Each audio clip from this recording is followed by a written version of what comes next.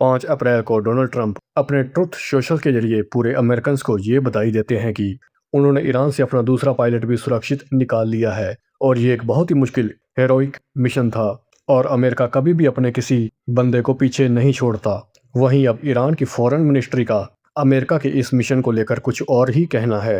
Iran की foreign ministry के spokes person Ismail बागाई, उनका ये कहना है कि ईरान के कोगिलुए और बोयर अहमद प्रांत, यहाँ पर बताया जा रहा था कि यहीं कहीं अमेरिका का पायलट हो सकता है और ये जगह उस जगह से काफ़ी दूर थी यहाँ अमेरिका के रेस्क्यू ट्रूप्स उतरना चाहते थे या उतरे।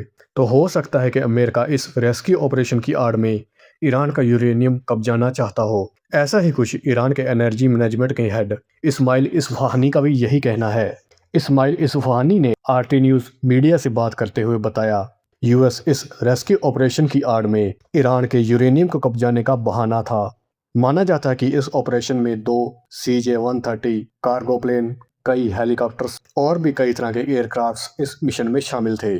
यहाँ पर ईरान का मानना है कि इतना तामझाम एक पायलट के लिए तो नहीं हो सकता। ये लोग ईरान के न्यूक्लियर साइट इस्फहान से कुछ ही मील दूरी पर उतरे थे, तो ये कोई रेस्क्यू मिशन तो बिल्कुल भी नहीं था। कई रिपोर्ट्स में ये भी खुलासा हुआ है कि यूएस आर्मी ने ट्रंप को एक प्लान बताया था कि कैसे ईरान के 1000 किलो यूरेनियम को सीज किया जा सकता है और इस प्लान में वो सभी मशीनें भी शामिल थीं जिनसे कि इमरजेंसी में एक रनवे बनाया जा सके ताकि अमेरिका के कार्गो प्लेन वहां उतरें और ईरान के यूरेनियम को सुरक्षित लेकर वापस लौट आएं। कई रिपोर्ट्स में ये भी खुलासा हुआ है कि अमेरिका के इस रेस्क्यू मिशन में 100 के करीब American troops, 2 C-130 cargo plane Iran के इस्फहान में एक वीरान पड़े एयरपोर्ट पर उतरे। वहीं IRGC के स्पोक्सपर्सन का ये कहना है कि ईरान ने यहाँ पर अमेरिका के 2 कार्गो प्लेन और 2 ब्लैक हॉक हेलीकॉप्टर्स को मार गिराया और आनन फानन में अमेरिकन ट्रूप्स खुद ही अपने इन कार्गो प्लेन्स को बम से उड़ा के निकल गए। और कई सोशल मीडिया इन्वेस्टिगेटर भी इसी ओर इशारा कर रहे हैं कि अमेरिका इस रेस्क्यू मिशन की आड़ में ईरान के यूरेनियम को कब्जाने आया था।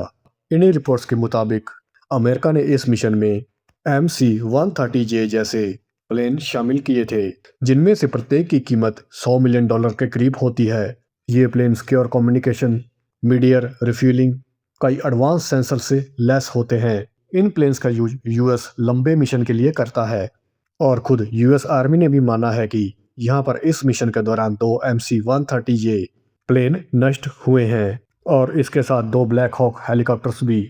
तो क्या हम ये मान लें कि यहाँ पर ईरान का अंदाजा बिल्कुल सही है?